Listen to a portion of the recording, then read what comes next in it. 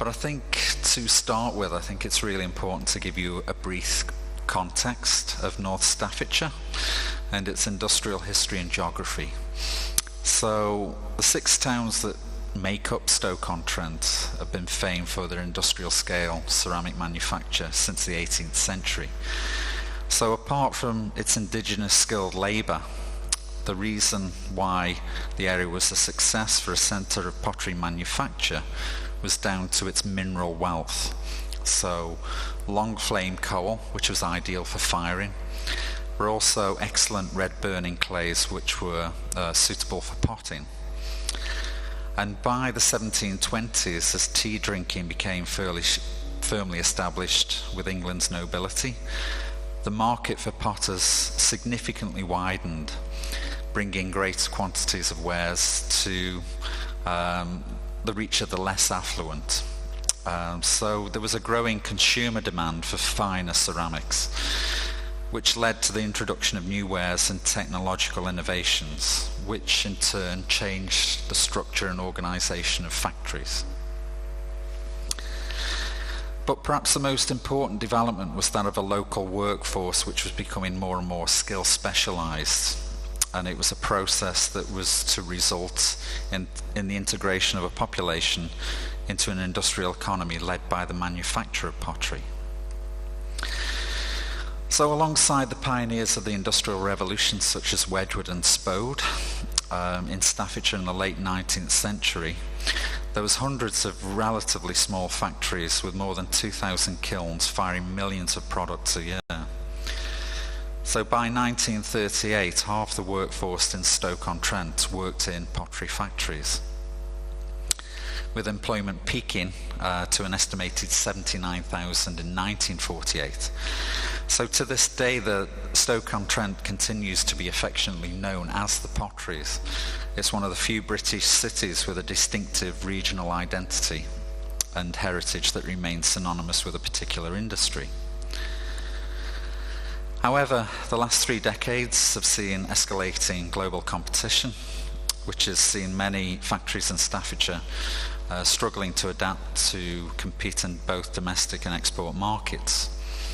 So rapid changes in lifestyle preferences, which saw consumer demand drift away from fine dining towards cheaper everyday alternatives, coupled with the increased global competition from China and other parts of East Asia, forced many factories to outsource high volume and low to mid cost production to these developing economies, where energy and direct labour costs were a fraction of those compared to North Staffordshire. So this strategy, coupled with the advances of production technology, was highly detrimental to a phenomenal concentration of human skill and knowledge in Stoke-on-Trent. And in 1991 there's a 22,000 workforce, which today has been reduced to below 7,000. So from the late 1990s, commonplace headlines of the physical evidence of the effects of deindustrialisation in the city prompted what was to become an ongoing process to archive industrial transitions that were occurring across the 6 towns. And this wasn't motivated by some nostalgia for past glory or a kind of fetish for ruin porn, whereabouts the aestheticisation of social collapse obscures the context of the related trauma. The images were very much drawn from a compulsion to highlight these ensuing effects of globalisation, very much from an insider's perspective, whose personal and social ties have been intertwined with the area and its history of ceramic manufacture. So the area I grew up in is a region called Bradwell, and it's a landscape which is morphed by history of ceramic production. And within the area there are these features which are kind of exhausted sites of excavation for clay, and it's where I first experienced clay in its geographic abundance. These sites are known as marl holes, from which clay was quarried for brick and tile production in the region. But it has a kind of interesting history, because it also was an area where the first origins of industrialization grew out of that region. Because in the 1690s, two Dutch immigrants, John and David Ehlers, I think from German descent actually, migrated to London in the 1690s to set up a manufactory.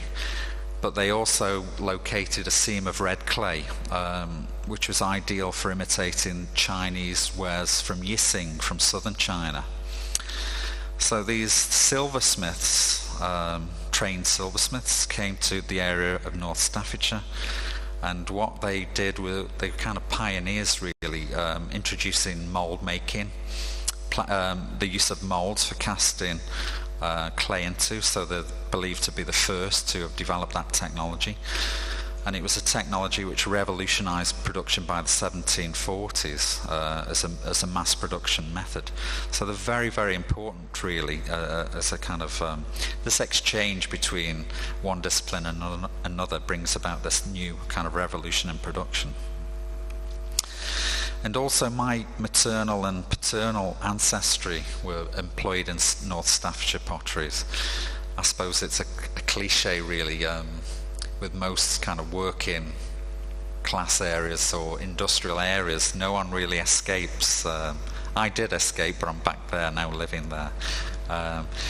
So from a very early age I was familiar with pottery terminology, brought about from my grandmother's lifelong employment in the ceramics industry, where she was employed in numerous skilled and semi-skilled jobs at factories such as Spode.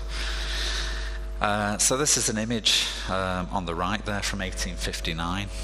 It's a group of employees who had served a total of 54.5 years service on the Wedgwood factory, and seated there with the star as a descendant of mine, Moses Brownsword. They all look a happy bunch of people. And in the centre is Josiah Wedgwood's grandson, Francis Wedgwood. So it just shows about this, I suppose, development of an industry which again built up a community of work, and that community is very, very strong in the region. And it's, suppose, inevitable that I would, in the late 1980s, be involved in some way in that industry. It was a key employer when I was 16. So I kind of left school and then was an apprentice at the Wedgwood factory, where I trained initially as a tableware model maker.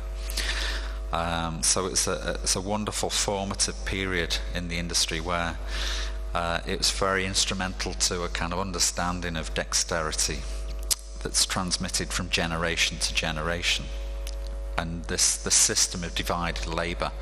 I mean, Wedgwood was really a pioneer of that system, because one, it kind of increased competence with a particular area of work, but it also stopped people from knowing the full knowledge of production. So he kind of eliminated his competitors by training people in one area particular.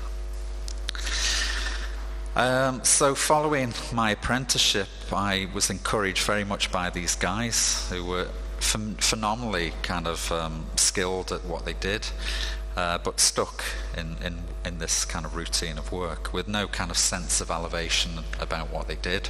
They were just incredible craftspeople. So they were saying, "Oh, you've got to move on. You've got to go to college," because I could have quite happily stayed on and worked there. So I left and then did a degree and postgraduate, and then I keep returning to this kind of sense of roots and my kind of interest in place and history of place, really.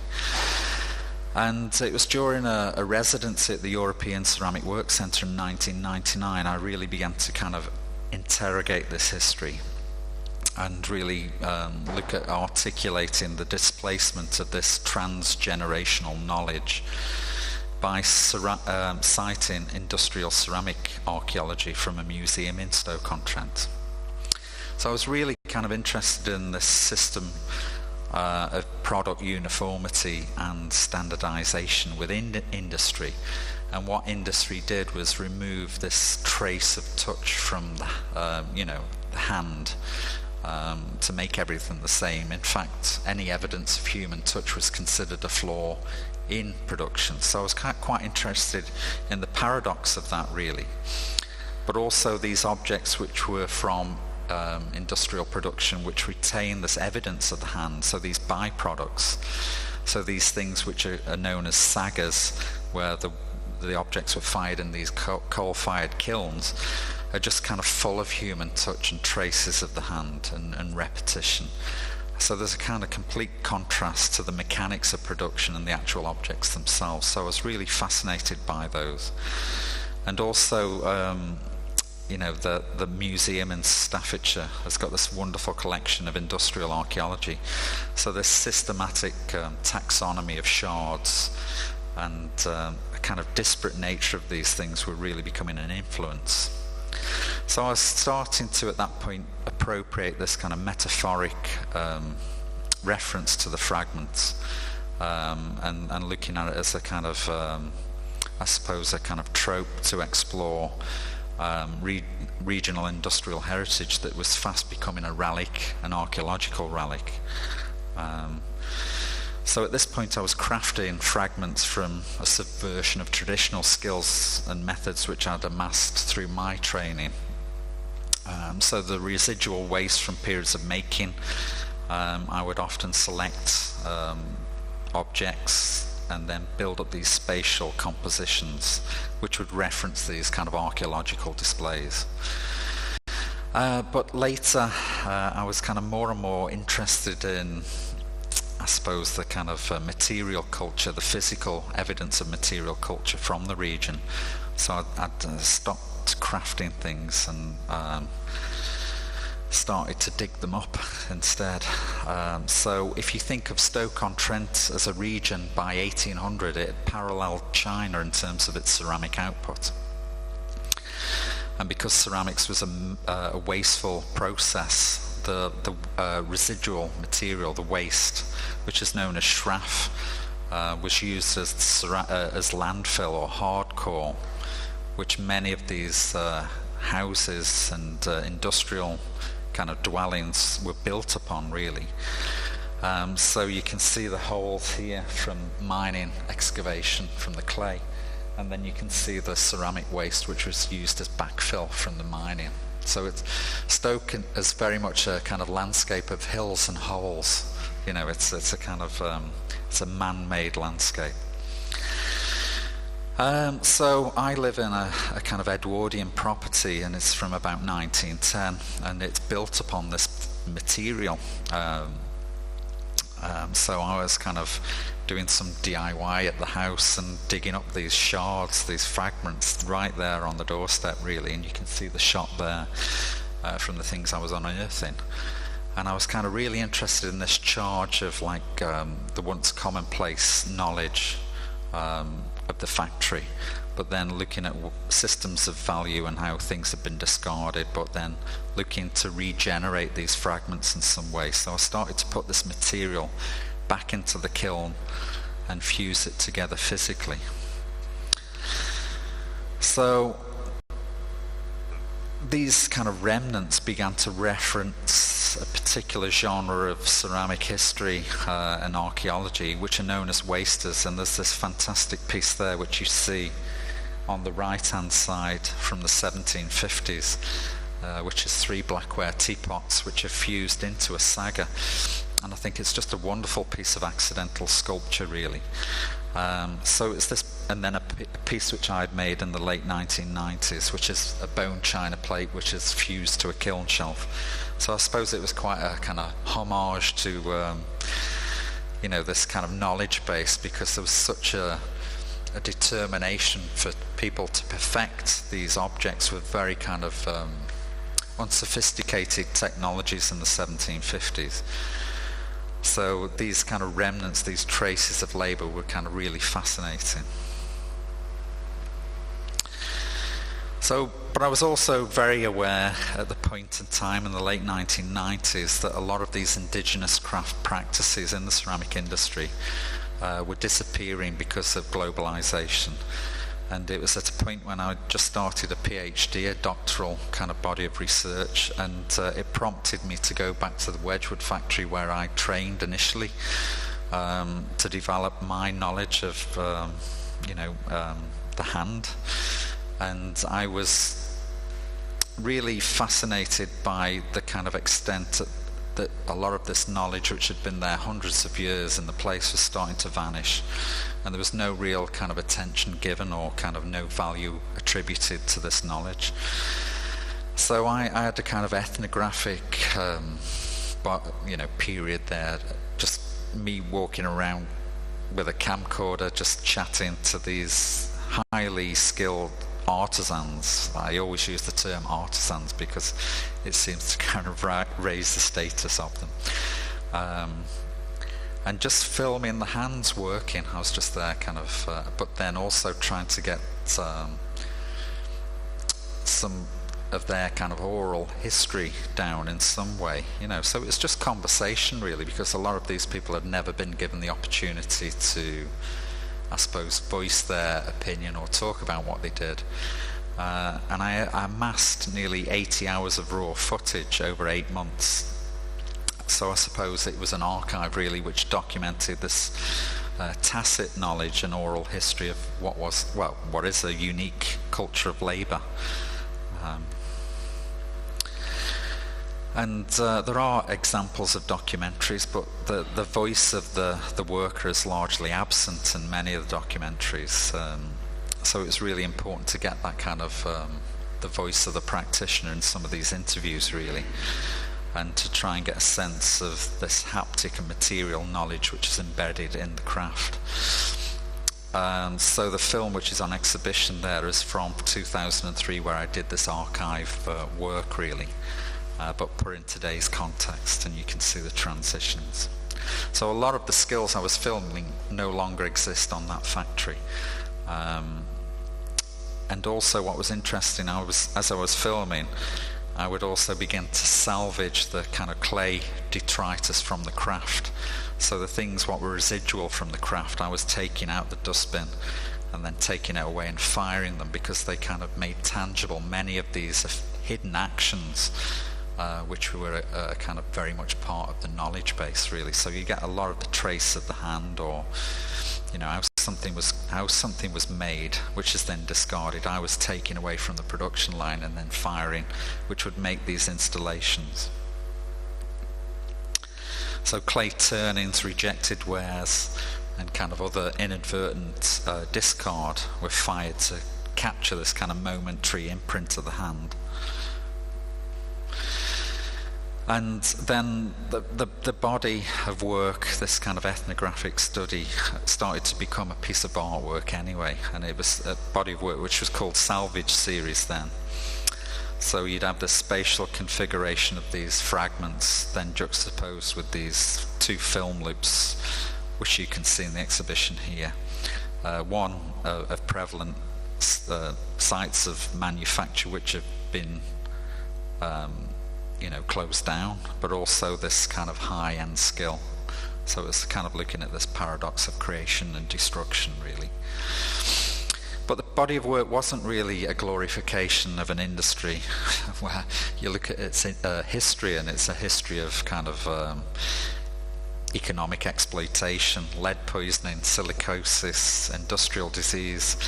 I mean, the average life expectancy in 1892 was 46 years of age, so I would have been dead and gone. So it's impossible to be sentimental about the effects of working in the industry. But what the work was about at its core was really to try and highlight this knowledge base in some way, and kind of dexterity, which I think is massively overlooked and retained by a senior generation of industrial artisans.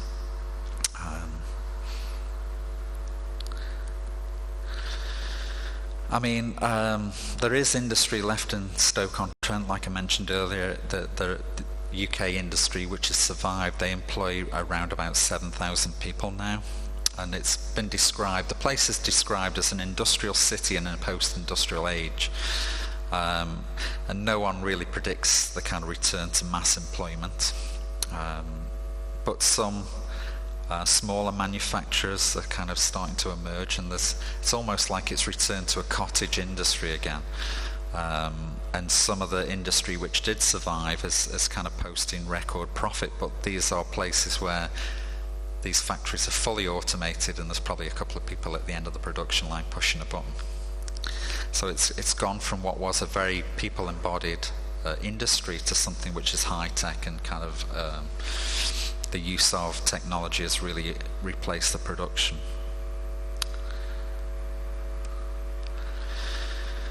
So there has been a neglect, because if any of you visit Stoke-on-Trent, what's fascinating is that you've got this whole period of industrial architecture which is unique to the place, and it's been neglected over the past 30 years.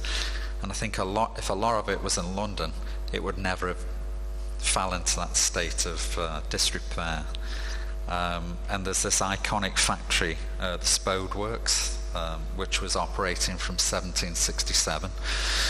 And Josiah Spode was instrumental in developing bone china as we know it. So it's a very important factory. But the factory closed in 2008. And it was kind of asset stripped and vandalized as a space. I mean, it was one of the oldest factories in Britain, really, to operate on its original site of production. And the city council then took over the factory, and there's an organisation called the British Ceramics Biennial. They were given access to host this programme of events and exhibitions on the site in 2011. And I was just appointed at that time as a visiting professor at Bergen, and it gave an opportunity to explore this site of production and explore it through an artistic response in collaboration with another professor in Bergen called Anne-Helene Midland. And the resultant project is called Topographies of the Obsolete, and it invited a group of interdisciplinary artists from partner institutions in Norway, Denmark and Germany, with a group of UK institutions, where we were granted access to work in the factory's majority of public and private spaces.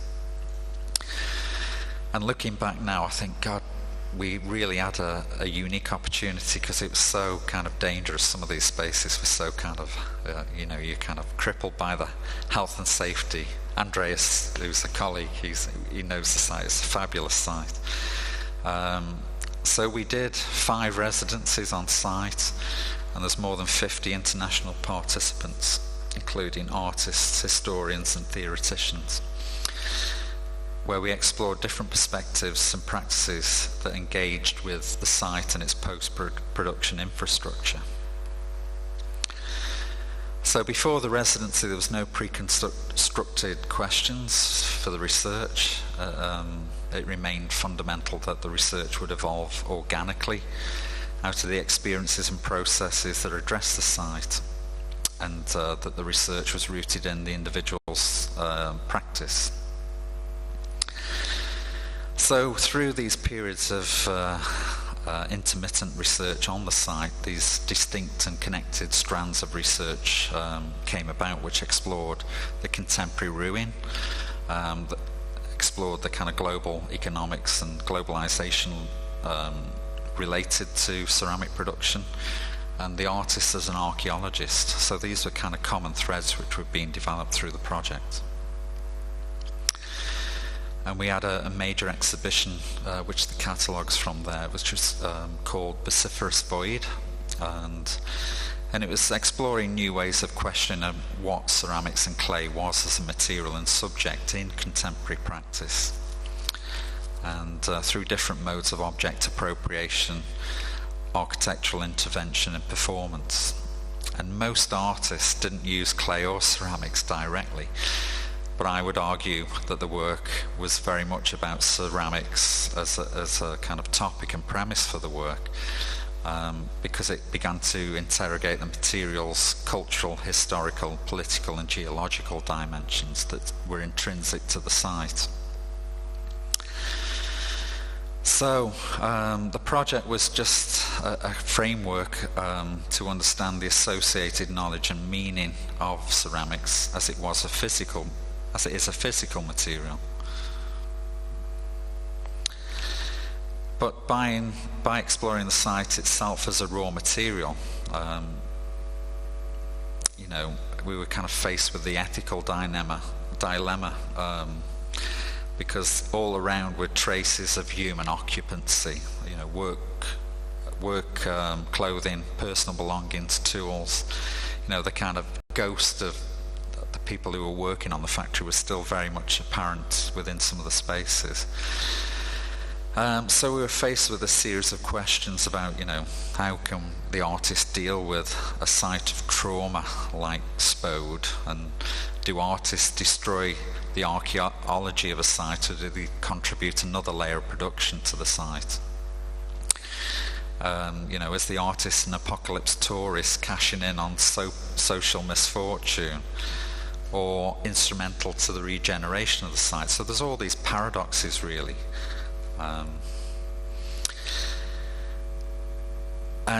But one of the main outcomes, I suppose, was because we got major funding from Norway, and it was Norwegian oil money which produced these posh catalogues, so I'm very grateful to that.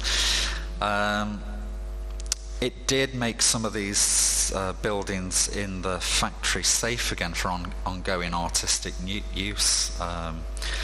So that was a positive outcome, because people could then come into these spaces we'd regenerated or made safe, or put electricity back in and carry on working. So the project didn't really aim to regenerate anything, but I think by occupying Spode, we played a phase in the site's culture-led regeneration. So the project really frames this particular point in time through which artists have opened up different perspectives about the complexities of post-industrial history, which are addressed by politicians and cultural commentators and ex-employees. And another core outcome of the project was its impact on people's artistic practices, and particularly my own practice hugely benefited from working with this group of other international workers. And by gaining funding, it allowed me to hire out a group of ex-pottery manufacturers, ex-pottery workers who'd worked in the industry, to work on this installation, which was called National Treasure. So I was quite interested in the factories which had survived the impact of global competition, embracing factory tourism as a model and means to increase profit. So I was quite interested in the politics of that, really, because the reality of mass automation and outsourced production is really obscured by marketing strategies which try and illuminate and heighten the importance of the handcrafted. So you've got this kind of the scenario with these factory tours where you see everyone working in an open space, but then people are kind of there's this kind of disguise that most of the products are made overseas these days.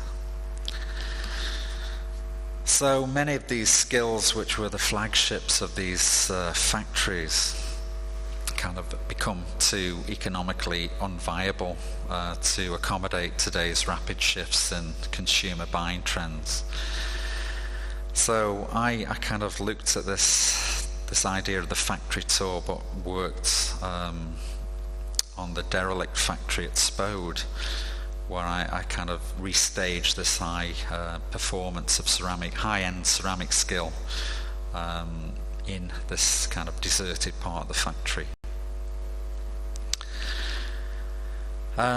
So he is a kind of artisan I've worked with intermittently, Anthony Challoner, who'd worked since the age of 15 in the ceramic industry, but again was displaced as the factories were beginning to close down in the 90s. So I was quite interested in this parody of factory tourism and the artisan on display. And I suppose the kind of tension points I was trying to amplify by setting these people to work in a post-industrial context amongst this wreckage and disorder of the Spode factory. So they were separated behind glass against this backdrop of destruction as they were applying these skills. So it's this kind of burden of admiration and discomfort when you're kind of looking at these people.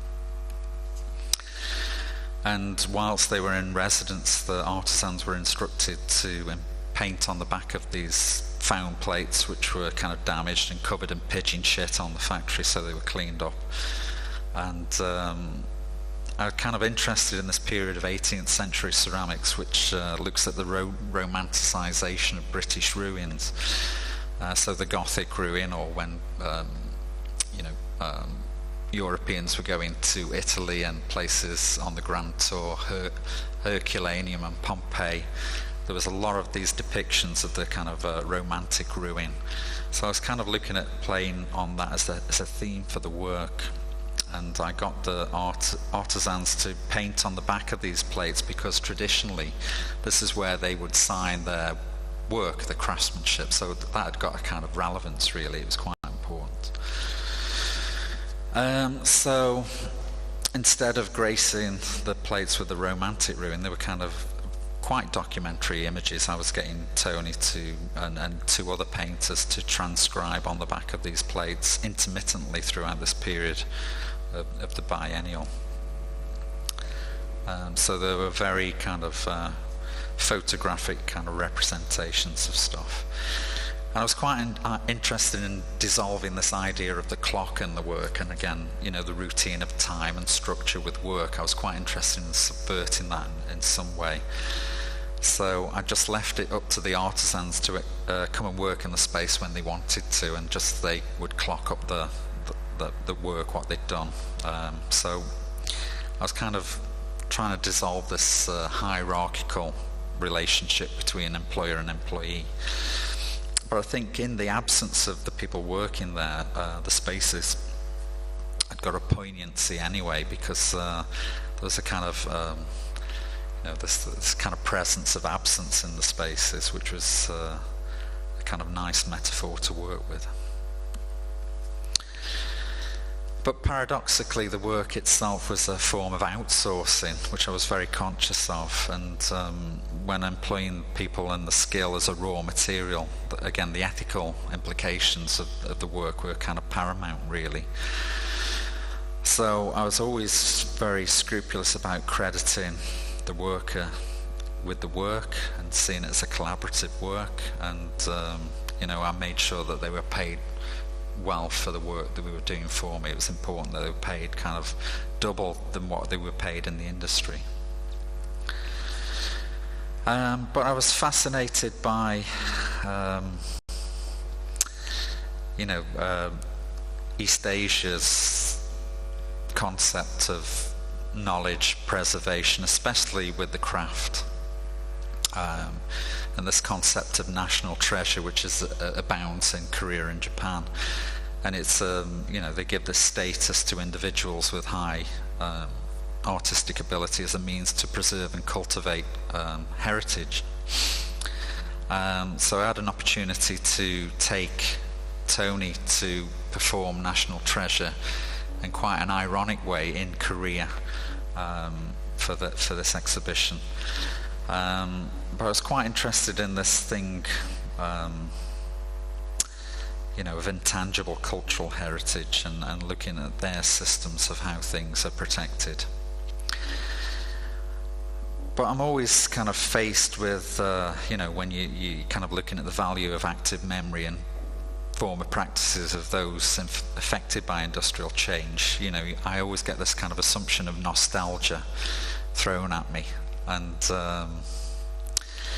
but it seems to dilute, I think what we fail to recognise, that you can't just dismiss 40 years of someone's lives as nostalgia, because the place of work is such a place of communal bond and pride and collective skill and knowledge, which is it kind of reveals a kind of insight to industrial history, really. And I think it's kind of sidelined, it's obscured. But in 2003, UNESCO implemented this convention to safeguard intangible cultural heritage, which 171 countries have signed to and endorsed the convention, making it part of cultural policy. But the UK is still a country which hasn't endorsed this system. So, kind of interested in that whole idea of protection of knowledge. I was kind of realizing that the transmission of knowledge was being displaced and there was no real record, and these tiers of highly specialized labor were kind of disappearing.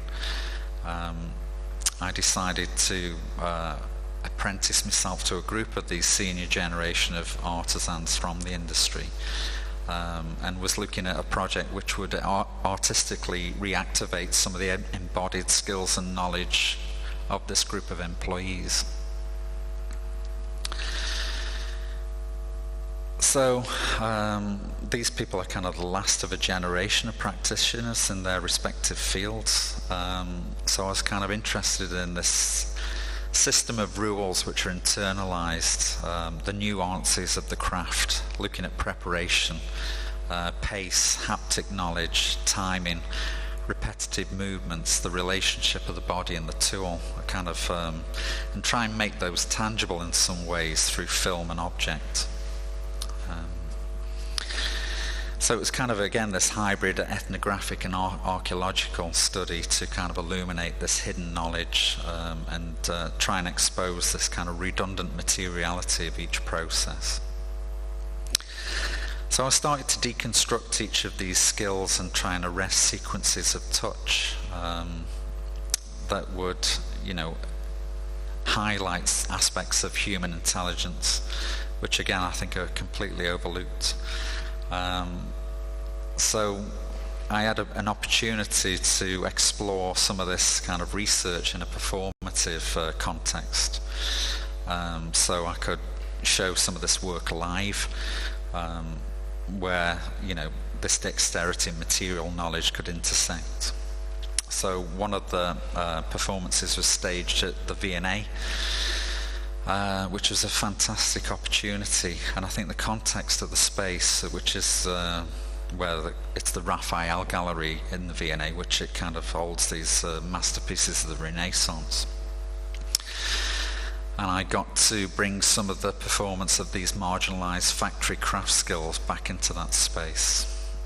And one of the artisans I had a privilege to collaborate with was someone who trained me as an apprentice back in 1987. And when I did the research back at Wedgwood, I had the privilege, I think, of filming the last 3 weeks of his work before he was made redundant from the factory. So it was quite an interesting opportunity to bring him back into the project in some way after I'd filmed him, but also getting him to come back and craft something, because he'd left the ceramic industry completely and went into the church. He became a pastor. And that was interesting for me because he was kind of worried about whether he could do what he used to do on the factory. But I think what I was trying to emphasize was that was the very point, because this knowledge is so embedded in the fabric of these people, it never disappears, it's there.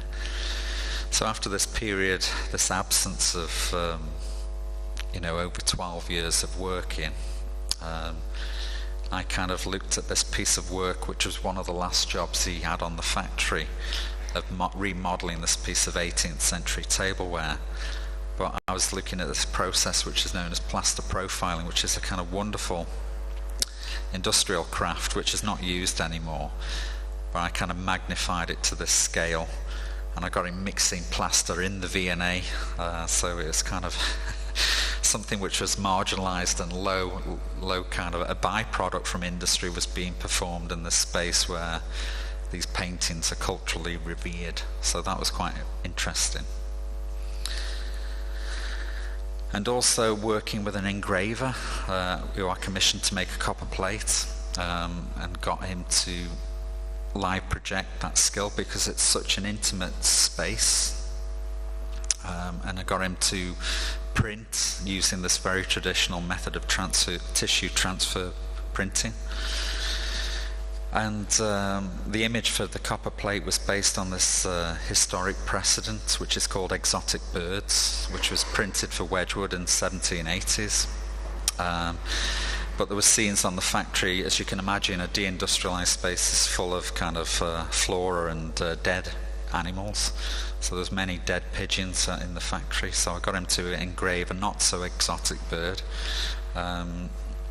in this engraving for the performance in the factory. So this reenactment of collective labour was instrumental to this project in Korea, this factory project, which was first shown at the Ashmolean Museum in 2016 and then at Icheon World Ceramics Centre in April in 2017. So it was very much extending this notion of traditional skill and the material debris left behind, this process of industrial change. But with the exhibition I got to take two artisans from Stoke, a China flower maker, Rita Floyd, and a mould maker, James Adams, to South Korea, again to perform these form of practices live in the gallery space. But this body work wasn't, again, this nostalgic celebration of pure skill for which is constructed for heritage tourism. It kind of involved my re-navigation of the production line and looked at this process of disrupting and repurposing prescriptive skill to give a sense of greater knowledge to the people who still retain it. I mean, James, who came over to Korea, he was made redundant about 15 years ago. He's a builder, so again he hadn't practiced. Rita works in a cafe. She does some odd demonstrations at a museum, but again has not really had that chance to to make things really. So it was a platform to elevate the status of these skills really in Korea. But with flower making, it's one of these few methods of mass production which is entirely relies on the dexterity of the hand, and it's become unfashionable. It's looked at as kitsch, but I don't believe the knowledge is redundant. I think the thinking behind the knowledge is redundant, and Rita's got she's one of a few artisans still left in Stoke-on-Trent who still retain this knowledge with over 45 years of experience. So I got Rita really to kind of work again in the space, and so you could see this intimacy of the craft. So the kind of rhythms of touch, which are kind of very evident in the craft. But this point of passive consumption, from the spectator, was disrupted by my instruction for Rita to throw away everything she made. So we had this kind of linear deposit of waste in the gallery space.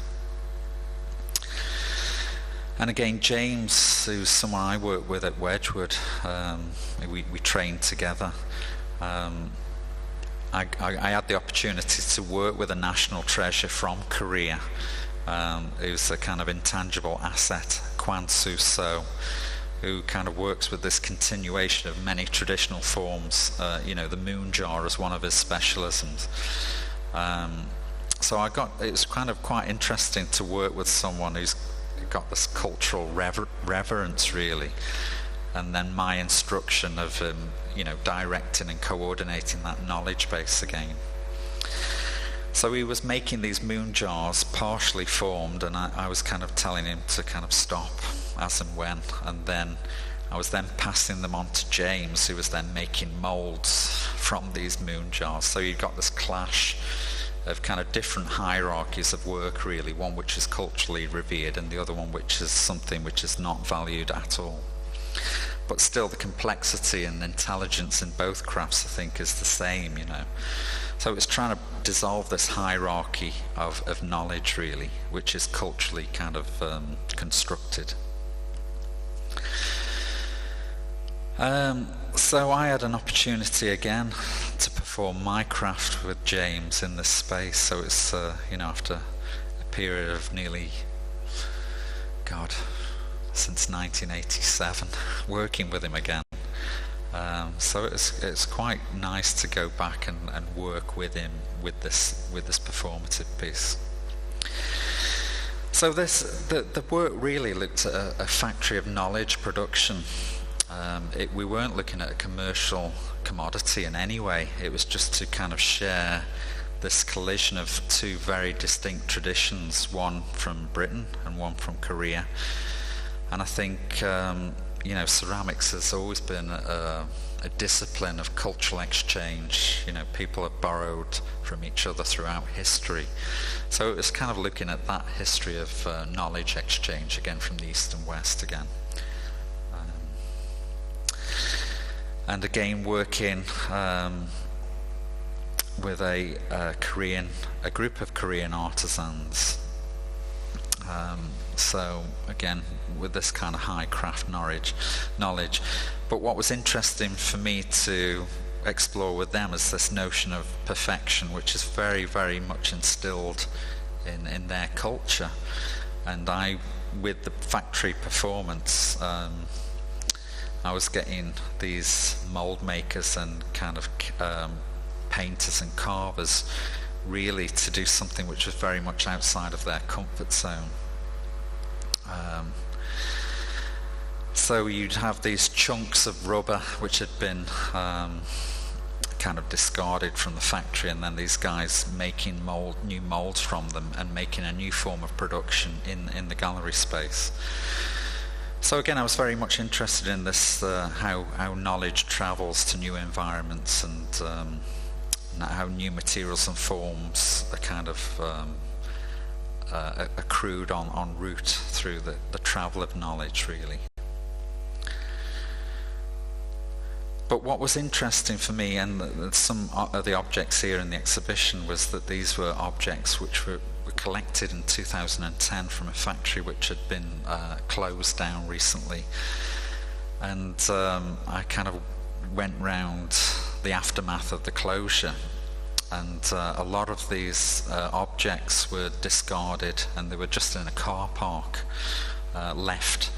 But the workforce had been instructed to take away the intellectual property of the factory, so they were instructed to slash everything up, to cut everything up, so no one would ever copy those objects again.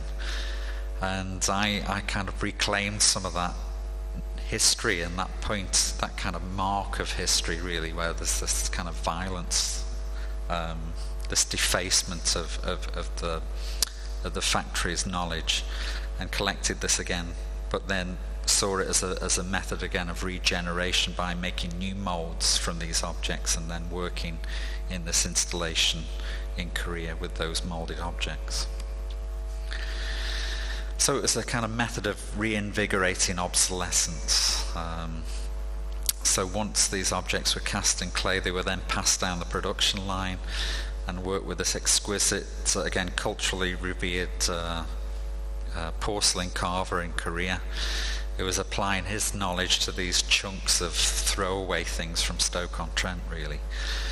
So again, this kind of collision of two cultures, and looking at the tension points between perfection and which are kind of conditioned through explicit knowledge. So again, it's very much trying to instill a kind of ethical sensitivity towards living labour, and because these people were culturally revered in Korea, they were all paid the same rate. They were it was a kind of equal platform. So in summary, the factory project was really this thing which focused on cultural exchange through tactile pleasure and knowledge production and non-commercialized material. And I had this opportunity to bring two people from South Korea back to Stoke-on-Trent to work. So that, again, bring that kind of history of their tradition back into my tradition, really. And this was a project I curated for the British Ceramic Biennial which looks at this cross-cultural response to themes of materiality, place and tradition. But again, it made me create a new body of work, and again, we're going back to the Spode factory again as a former site of production. And part of the factory had been recently sold off for regeneration and subsequent redevelopment. So this space I had the opportunity to work with is going to be, after the Biennale, it was planned to be closed off and demolished. So the work represented this kind of last period of production on the site. And I was really fascinated by this concept of the mould, and again how it revolutionised industrialisation in Britain in the 18th century and became a tool for mass production. So the fabric of the building itself became mould, so I decided to use this former lift shaft of the building and fill it with 3,000 litres of Etruria marl slip. So the fabric of the building, the porosity of the building, was slowly casting this material over the period of time. So it's this kind of ephemeral gesture which was looking at the memory of the space. And also got a chance to bring back some of these intermediary forms from the mechanical methods of processing clay from different factories. So again, it was trying to bring this kind of reference to production back into the space.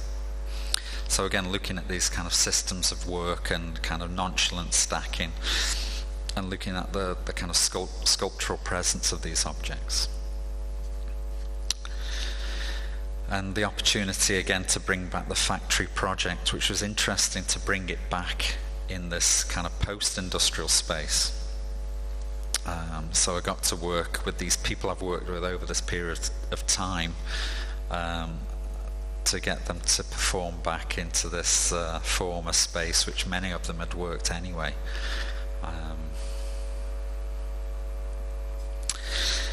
But what was interesting, just after my time in Korea, there's an organisation called the Heritage Crafts Association in Britain, and it published this list of endangered craft knowledge, and it's the first of its kind in the UK. And so it was kind of looking at intangible heritage and assess the current viability of things which are kind of threatened, and identify those crafts which are at risk of disappearing. So it highlighted practices which are like flint knapping and very traditional methods of things like Sussex trug making, quite obscure rural crafts, but the industrial crafts, particularly in relation to ceramics, were kind of not mentioned at all. So I found that quite kind of ironic, really. This division of art and craft and industry is still very much present today. So it's been something I've felt compelled to, I suppose, elevate the status of this knowledge by these people, and think about a kind of new meaning. Because, like I said earlier on, I don't think that knowledge base is redundant. I think with anyone in this room probably can see the potential of working with that knowledge and giving these people a sense of purpose again, really. I'm well aware that I've gone over my time slot. There is more. But I could just whiz through this residency I've just completed at the V&A, actually. So again, relegating this kind of intangible cultural inheritance doesn't mean just sticking something within a past tradition. And I think one of the points of the residency at the V&A was to try and explore ways in which knowledge can be revitalized. So I kind of looked back at the early origins of craft into industry from North Staffordshire, and I think what I was really fascinated by was the whole history of Staffordshire as based upon cultural appropriation, the theft of the Oriental kind of ceramics which were being imported into Europe during the 17th and 18th century. Everyone in Stoke-on-Trent or that region was trying to copy everything to undercut that Chinese market to make it cheaper. And we have the foundation of our industry based upon that kind of theft. So these kind of odd hybrid mixes of chinoiserie and rococo I think are fascinating. They're kind of an odd mix of things really, and they haven't quite got the technology right of making at that point, and there's wonderful kind of very expressive forms of early industrialization. But what I was really fascinated by, again, was know-how from the factory. And some of these pattern books, again, from every factory would have a pattern book recording their knowledge base of how to, or recording a historic pattern. And they're these wonderful kind of manuals of production, really. Again, a means to an end to kind of get information down, or to show a worker how to paint gold on an object, or to place a pattern. So they've got this very kind of instructive quality, which I kind of loved. Loved the aesthetic of some of these objects, and this kind of palimpsest quality, these layers of text and image and fragments and traces of the visual, with this kind of carefree attitude of recording things. So I was kind of looking at the language of those early historic examples, and then the V&A is this wonderful decorative art museum with, the whole history of ceramic material culture there in one space. So I felt very privileged to gain access to that material daily. I kind of had to, I kind of thought to myself every day, God, I'm going to work in the V&A, it was brilliant. But again, with all these places, you've got the kind of hierarchy of systems and curatorial hierarchies and access to objects, which is, again, all has its place, but very frustrating when you're wanting to get your hands on an object immediately and interrogate it and look at it and kind of understand it. So I got I was quite interested in that, and also got frustrated with waiting, so I ended up buying my own collection from eBay, which was where I could look at these objects which were parallel, similar objects to the collection at the V&A, but it's this eBay is this wonderful kind of democratic system to gain access to that history, and there's some fantastic objects there. So I blew all my material budget, which the V&A had given me, on my own collection from eBay, buying these early pieces of chinoiserie. So you can see that's my front room, and my wife would say, there's another box of stuff, what's this,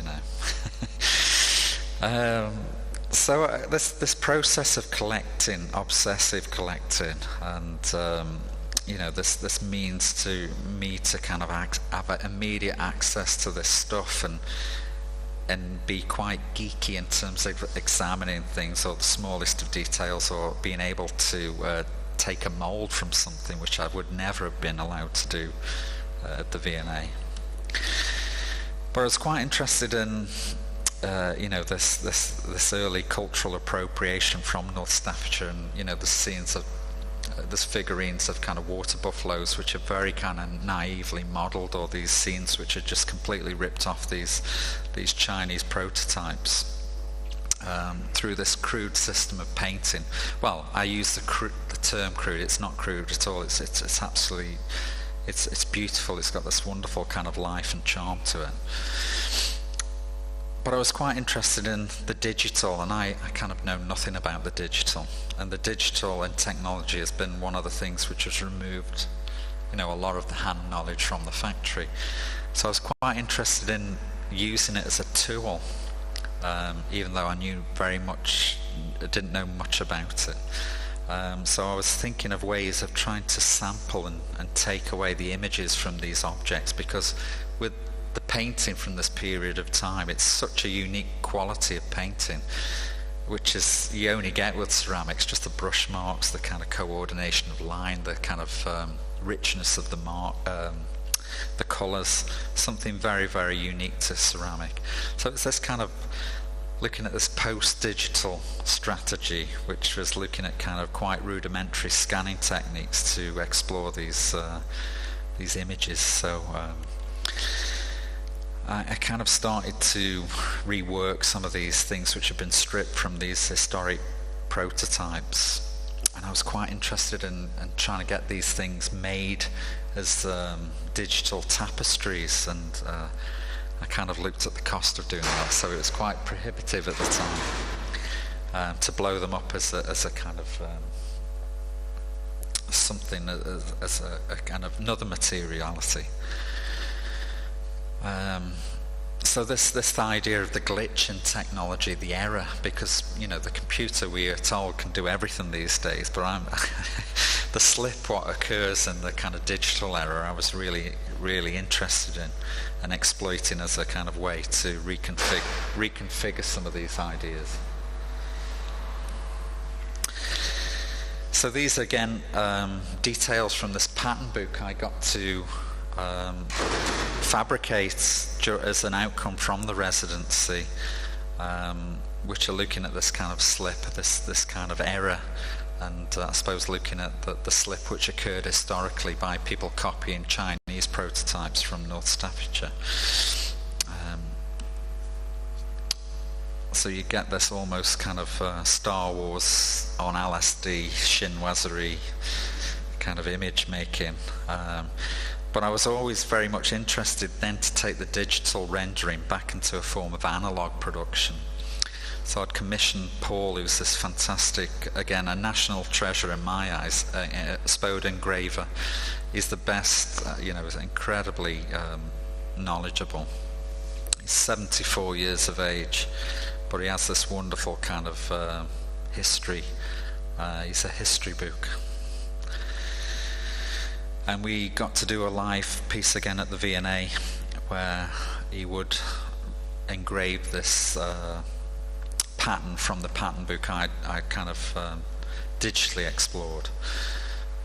So again, you got to saw this kind of pace of work and this amplification of the work through this live feed screen.